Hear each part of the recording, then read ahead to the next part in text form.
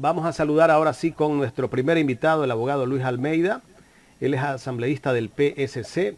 Con él vamos a hablar de la coyuntura legislativa, coyuntura política nacional, bueno, en fin, tantos temas que hay que tratar en este programa. Bienvenido, doctor. ¿Cómo le va? Buenos días. Un gran abrazo, querido amigo y licenciada Carla. Muy contento de estar con ustedes. Lamentablemente no he podido llegar personalmente a vuestro canal porque hay hartos vehículos en la ciudad. Yo he andado atrás de ese negociado del banco. Allí se lo quisieron llevar un grupo panameño muy vinculado a las mismas personas que lo quieren vender. Habían hecho un acuerdo con una gente, tres grupos había. Otro grupo asociados aparentemente con mexicanos, que no estoy diciendo que soy narcotraficante ni nada, pero comerciantes de allá en México, pero también vinculado a un grupo de ecuatorianos que también quieren vender el banco. Y otra opción tenían con una agente comerciante también banqueros de España. Ese se cayó porque les dio vergüenza. Ellos se lo iban a llevar en los días de los difuntos. Esa era la intención de esta gente que llegó solo para apropiarse del dinero público. Es muy lamentable, pero en todo caso ahora habrá que ver por qué no quieren dárselo al IES, por ejemplo, y pagar la deuda del IES. No lo quieren simple y llanamente porque la una es que lo quieren para ellos, o la otra opción es ganarse una comisión de venta por esa negociación, que fluctúa normalmente entre el 3 y el 5%. Yo andaba atrás de eso porque ustedes se recuerdan que yo denuncié que el señor Lazo quería comprar el banco, ¿no? Y no lo negó. Ahora decía que ya no tenía la plata. ¿Y cómo es que tiene una fortuna de aproximadamente 4.800 millones de dólares? Lógico, lo han querido vender simple y llanamente porque les interesa tener más plata. O sea, les interesa amasar más fortuna. Ni los intereses sus tatara nietos se lo gastarán. No sé para qué, si le pudieran hacer el bien a los ecuatorianos. Ese banco que debería ganar más de 300 millones de dólares en este año, en realidad pues ahí está. Hay que coger todo, si desean, pues para invertir en lo social, si eso es parte del Estado ecuatoriano. O lo correcto sería dárselo al Instituto Ecuatoriano de Seguridad Social, ahora que hicimos una ley de mayor control, pero no lo van a querer hacer porque allí también hay otro negocio. Se quieren llevar las cuentas del BIES a la banca privada. Yo no es que estoy en contra, porque yo soy un liberal de la cuestión de los negocios de la banca, pero yo no trabajo para los bancos, yo trabajo para el pueblo ecuatoriano, mi querido amigo, y esto hay que seguirlo investigando porque ellos no van a ¿cómo se dice? A desmayar en llevarse el banco. Van a insistir. Ellos no van a querer mantener el banco. Pero, abogado, le hago una pregunta muy concreta. Gracias por aceptar esta invitación, aunque sea de esta forma telemática. ¿Usted cree que el Seguro Social está preparado para manejar el Banco del Pacífico con todos los problemas que tiene? No es que se trata de que el seguro no está preparado, pero si hacemos una buena administración nacional o con gente especializada en administración, eso va a funcionar. El tema es que si preferimos que se lo roben o se adueñen, como quieran decir algunos sabidos entre comillas, o por lo menos le devolvemos al pueblo ecuatoriano, a los afiliados aquí en el Estado ecuatoriano le debe. Entonces ahí hay que medir esas dos posibilidades. Lo ideal es que ese banco siga produciendo para el país. Lo ideal es que si el gobierno tiene buenas intenciones o tuviera buenas intenciones de reactivar la producción, de reactivar los negocios, es que ese banco funcione como tiene que funcionar en favor del pueblo. Asambleísta, pero sí. El IES tiene al BIES y ese banco funciona muy bien con el tema de los créditos hipotecarios y todo. No podemos decir que tal vez va a funcionar mal en manos del IES. Oiga, mi querido amigo, a veces también entre líneas hay que analizar las cosas. Yo le acabé de decir hace un rato que ahora irán por los negocios del IES o del BIES. Por eso es que yo insistí en aprobar esa ley que la aprobamos hace 2 semanas y ellos desesperadamente querían poner los delegados al directorio del BIES.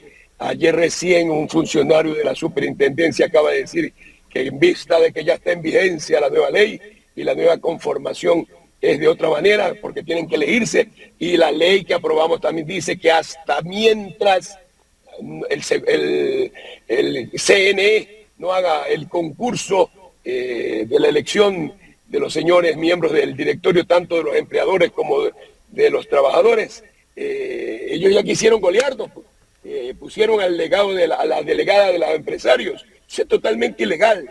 ¿Y sabe para qué lo quieren? Para sacar los negocios del BIES, porque el BIES sí ha dado crédito, pero debería dar más, debería trabajar más en favor de los afiliados, porque ese es un buen negocio.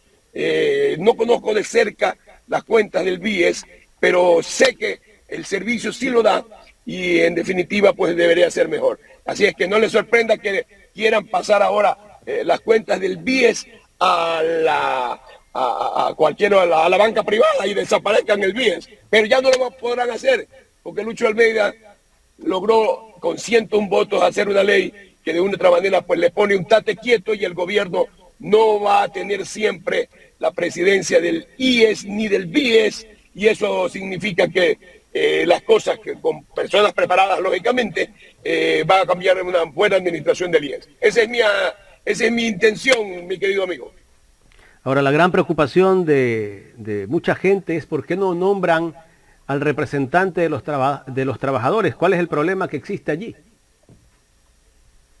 Le acabé de decir que hubo una resolución de superintendencia de bancos donde no está posesionado el verdadero superintendente, sino una encargada a dedo por fuerza por el gobierno.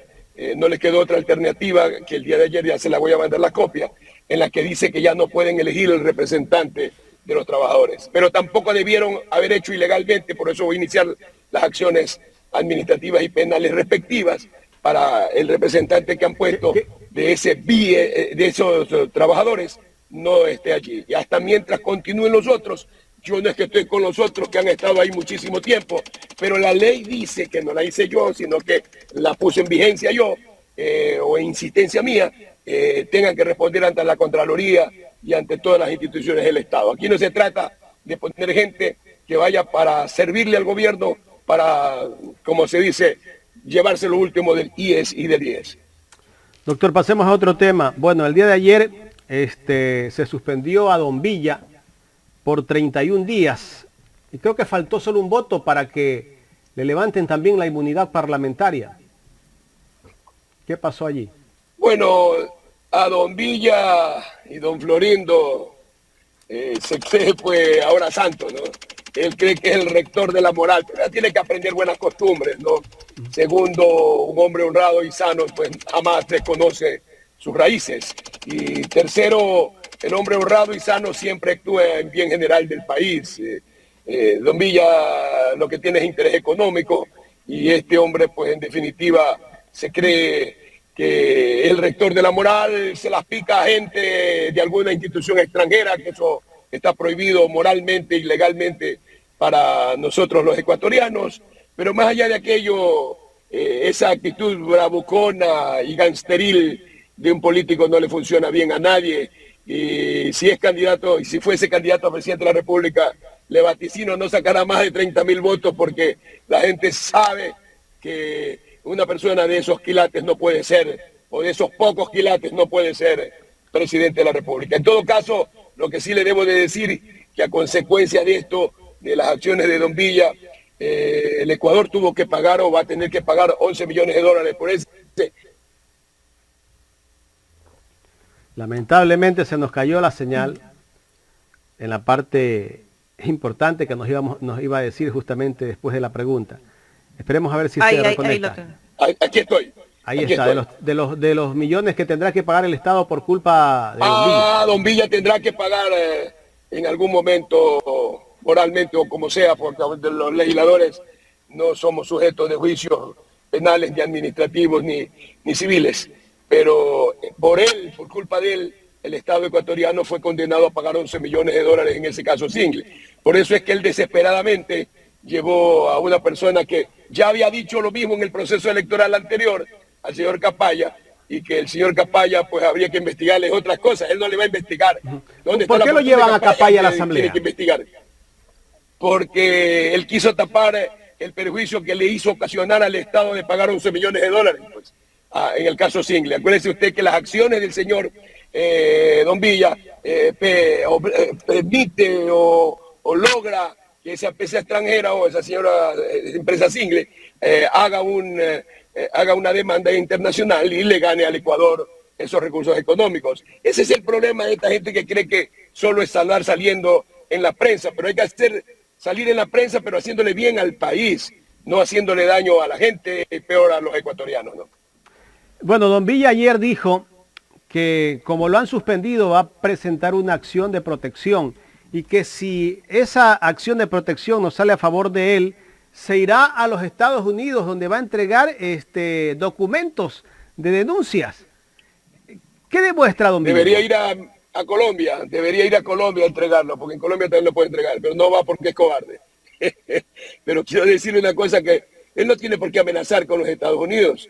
Él lo que quiere siempre dar una aureola como para que digan que él es agente de la CIA, que es agente de la DEA. Oiga, el gobierno americano no coge ese nivel de gente y tampoco coge a ciudadanos que no son ciudadanos americanos, ¿no?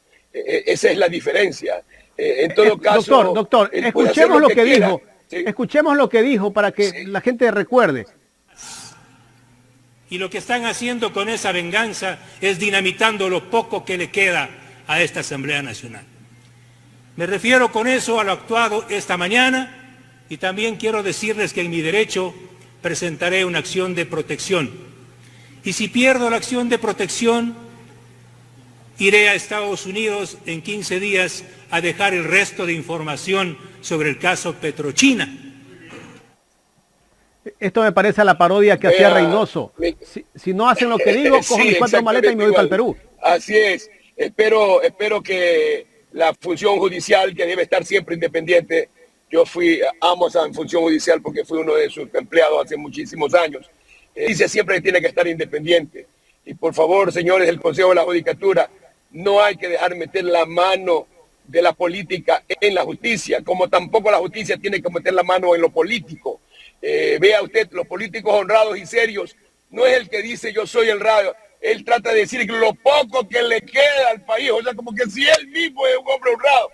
Señor. Bueno, y además dice, doctor, y además dice Don Villa, que si lo sancionan a él es como que se termina la asamblea. O sea, la asamblea existe por Don Villa. Sí, este pobre hombre,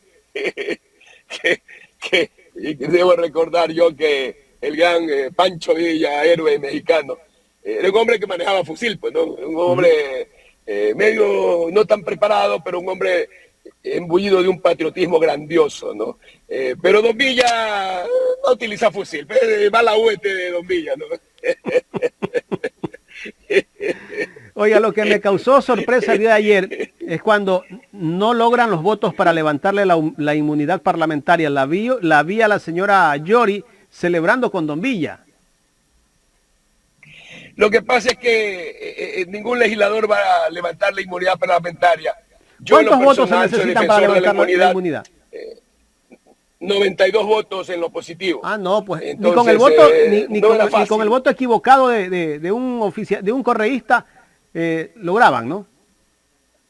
Sí, no, casi imposible, ¿no? El tema es que eso también el gobierno jugaba a que lo hagan y a veces alguien por el coraje puede, como se dice, llegar hacia allá, ¿no? Vea, Don Villa lo sancionaron por 31 días porque insultó a 3 mujeres. Pero es tan chismosa esta persona que me puso una denuncia a mí diciéndole que yo lo había calumniado a él. Pero no me pone la denuncia por lo que yo le dije, que era que había chantajeado a una reconocida familia ecuatoriana, la familia Isaías, y que le sacaba plata todos los días.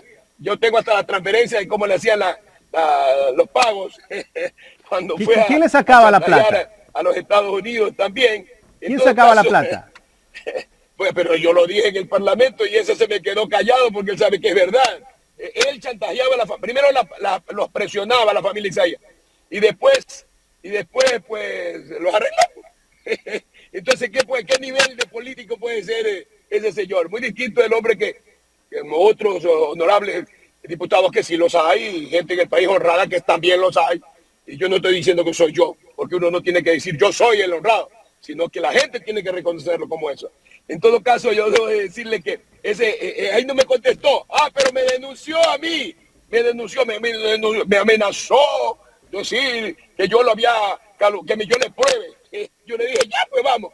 Oiga, cuando yo hablo es porque tengo la prueba. Yo soy un político hecho a los berracos políticos de antaño, como Febre Cordero, como decir un Raúl Clemente Huerta, un Asad Bucarán, gente, un Eloy Alfaro, políticos comprometidos con la patria, no con el negociado de hacerse ricos para... Otra vez se fue la señal. Bueno, ojalá logremos recuperarla. Ahí estamos de nuevo, Aquí doctor. estoy. Estamos de nuevo. Sí, es que me entran llamadas. Oiga, bueno, lo que me llama la atención, doctor, es que don Villa solo casi que se centra en investigar al correísmo y los contratos petroleros. Él conoce tanto de esto. Oiga, y ahora se le ha sumado Vanegas. Oiga, esa es una caja registradora. Ahí lo que están viendo es cómo chantajean, ilusionan, envenenan a un sector del gobierno, al mismo presidente de la República, para ver qué más les da. Oiga, usted sí sabe por qué fue que le tenía bronca a ese ministro, este joven de aquí, que, ¿cómo es que se llama? Que se fue a unos días ministro de Energía, de Minas, perdón, Javier Vera. ¿Sí sabe qué le estaba pidiendo Don Villa? Y eso me lo dijo el propio ministro en el avión, que le estaba pidiendo la gerencia de comercio internacional de Petroecuador. ¿Qué Don Villa entonces? ¿Sabido o no es sabido? Dígame usted.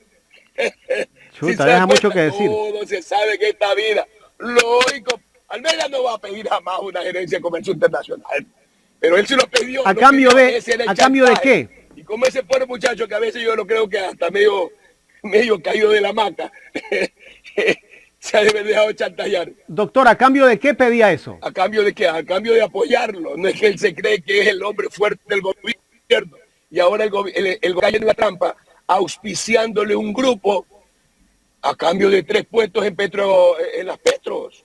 Entre eso la gerencia de comercio internacional, la que vende el petróleo. Quería él hacer una segunda Petrochina número 2. Oiga, si las cosas son de deducción, y yo estoy hablando en investigaciones, yo no soy ni chismoso ni nada, pero Almeida sabe que esto es verdad. Y me lo dijo el propio ministro en el avión. ¿Qué cuenta usted? Doctor, y ahora salió otra denuncia del nuevo ministro Fernando Santos Alvite, que tendría una empresa offshore en las Bahamas. No solamente una, son algunas, pero en todo caso yo ya estoy enviado la documentación respectiva. Yo hablo solo con documentos y con pruebas. Él debió haber dicho que tenía eso, haberse deshecho de esas empresas. Es un hombre que han tratado de relacionar lo que tiene que ver con el Partido Social Cristiano. No tiene absolutamente nada que ver con el Partido Social Cristiano. Él estuvo en tiempos del ingeniero Febre Cordero. Acuérdese usted que el Frente de Reconstrucción tuvo gente de muchas vertientes, conservadores, de muchas vertientes, y así ganó el presidente Febre Cordero. Pero quiero decirle que yo hablo con pruebas. Yo cuando tenga todas las cosas en mi mano, no amenazo, no ando tomando firmas para que me llamen para transar, sino que inicio las acciones respectivas, ¿no? Y cuando Almeida inicia, no tiene retroceso.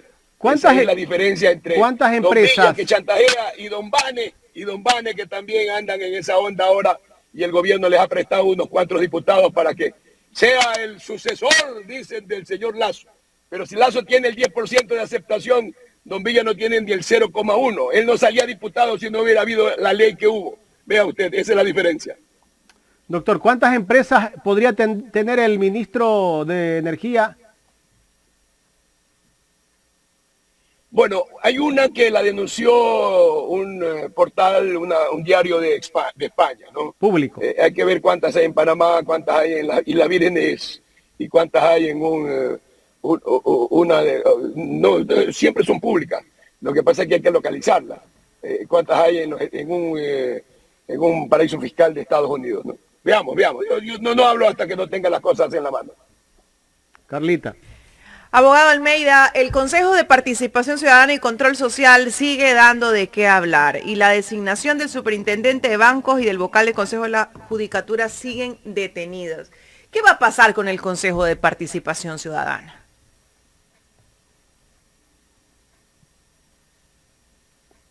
¿Se fue la señal? Tiene que pasar a manos de la gente honrada del país, pues no tiene que tenerlo el gobierno, porque esa es una función del Estado totalmente independiente, no puede estar en manos de nadie, sino de la sociedad civil. Ese es el concepto de esa institución. Por eso es que está pasando lo que ha pasado, por eso es que está pasando lo que ha pasado aquí en el país, mi querida amiga. Entonces, por eso es que usted ve que han posesionado a un superintendente de bancos que es muy allegado al señor Lasso, es hasta socio del señor Lasso, y eso no era correcto. Pero ¿por qué lo hace el señor Ulloa? Porque trabaja para ellos y eso es incorrecto. El equilibrio del Estado tiene que ser que las otras funciones controlen entre cada una de nosotras para que justamente haya honradez de los funcionarios. Pero ahí no puede haber honradez. Por eso la próxima semana es el juicio político. El gobierno hace una serie de malabares con Don Villa, con Don Bane, que andan repartiendo hasta... Son los nuevos hombres del maletín, me han contado. En eso estoy investigando. Pero son los que andan transando y el juicio político... No vote por aquí y por allá. Y el juicio político que, bueno, está planificado para la próxima semana, desde su punto de vista, ¿cómo lo ve usted? ¿Cree que se llevará a efecto o no? Tienen que salir y nosotros hemos suscrito como partido el juicio político contra 4 ciudadanos. ¿Quiénes son? El señor Ulloa, que depende del señor Aparicio Caicedo y del gobierno nacional, la señora Rivadeneira, señorita Rivadeneira, la señora Ivette Estupiñán y el señor Bravo. Contra ellos nosotros hemos hecho un juicio político. Los otros son otras personas que han estado en la oposición y que fueron, pues, de una u otra manera, a las sacados de la presidencia del Consejo de Participación Ciudadana por orden del gobierno. A quienes prácticamente le usurparon el puesto. En el caso de que se dé el juicio político, ¿asumirían los otros vocales? ¿Qué pasaría ahí? ¿Subirían los suplentes?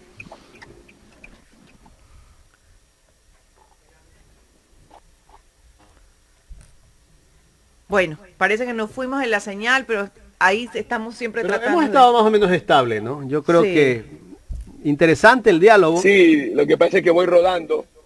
Oiga, interesante, espero que su portal lo ponga en varios. Le ruego a usted, como hombre demócrata que es, ponerlo ahí para que se entere Don Villa. No, pues Don Villa nos tiene bloqueado. De lo que está pasando, ¿no? No importa, eso no le preocupe. Oiga, si los troles de él, tiene una especie de troll y lo hace ilusionar al presidente de la República diciendo que es un hombre que la gente lo sigue, que por aquí, que por allá. Vea, mi querido amigo, la política gangsteril nunca es buena. Doctor, ¿qué piensa usted de esa comisión que se reunió la semana pasada y que van a investigar a los narcopolíticos? Una comisión que no ha sido aprobada por el Pleno de la Asamblea, pero bueno, han hecho una comisión entre Vanegas, otros asambleístas. Bueno, se nos perdió la señal nuevamente. Pero hay una comisión. Me gustaría escuchar el criterio, si nos está escuchando el doctor Almeida, sobre esa decisión que ha tomado Don Villa y algunos asambleístas más. Yo quisiera decirle ahí que lo que van a hacer es una industrialización de... Bueno, se nos perdió la señal nuevamente. Ya, creo que estamos en la recta final. Me avisa para por lo menos despedirnos ya de la entrevista con el doctor Luis Almeida. Llegamos a los 20 minutos o 25 minutos casi de entrevista. Bien, creo igual que agradecerle, ¿no? Probablemente nos siga escuchando. Igual al doctor Almeida, dijo cosas interesantes. Y pone al descubierto también siempre él de forma muy frontal las acciones, en este caso del licenciado Villavicencio, que bueno, que da mucho que hablar, ¿no? Sobre todo algo que yo rescato, ¿no? Y lo voy a citar, la actitud de Gamser que dice, ¿no? Que de una u otra forma no llega a ningún lado, esa actitud visceral que tiene, pues. el asambleísta Villavicencio, ¿no? Y como decíamos, ¿no? A acusar, a denunciar, a investigar y presentar pruebas fidedignas, pruebas contundentes, mi querido Jaime. Oiga, lo que me llamó la atención es cuando veo a don Villa ayer que se lanza pues esa perla, donde él dice, pues si no falla la justicia a mi favor, me iré a Estados Unidos con documentos a entregar los documentos del caso Petrochina. Recordemos nuevamente esa parte. Me avisa Jorge para hacerle escuchar, ¿no? Envenenados de venganza jamás me perdonarán, jamás. Y lo que están haciendo con esa venganza es dinamitando lo poco que le queda a esta Asamblea Nacional. Me refiero con eso a lo actuado esta mañana y también quiero decirles que en mi derecho presentaré una acción de protección. Y si pierdo la acción de protección, iré a Estados Unidos en 15 días a dejar el resto de información sobre el caso Petrochina. Y si pierdo la acción de protección. No, dice que hay un grupo de asambleístas o políticos envenenados de venganza. Se da con la piedra en la boca, me parece, don Villa. Doctor Almeida. Sí, este se cree San Florindo ahora, ¿no? Ha pasado de ser de don Villa, don Florindo a San Florindo. Terrible. Se han equivocado, la política no es eso, ¿no? Me faltó la última pregunta, doctor. Bueno, a ver, no sé dígame. si alcance a hacerla. El criterio suyo sobre el tema de la inseguridad que vive el país. El presidente de la República dijo hace pocos días que los que no están con él en este momento, o sea, todos los que tal vez no comulgan con el presidente de la República, están del lado del narcotráfico y el crimen organizado. ¿Usted está con el presidente o está con el narcotráfico? Yo no estoy con él, pero él no debería estar del lado de la amenaza, sino de construir las cosas en beneficio del país. Es como que alguien diga, todos los banqueros son lavadores de dólares. Tampoco es así, ¿no? Doctor, mi querido amigo. Gracias. Sí, gracias a ustedes. Un gran abrazo. Bueno, esas fueron las declaraciones, las opiniones del abogado Luis Almeida, asambleísta del Partido Social Cristiano, con quien tratamos algunos temas de esos que se viven diariamente y que ponen un poco en conmoción a la Asamblea Nacional. Jaime.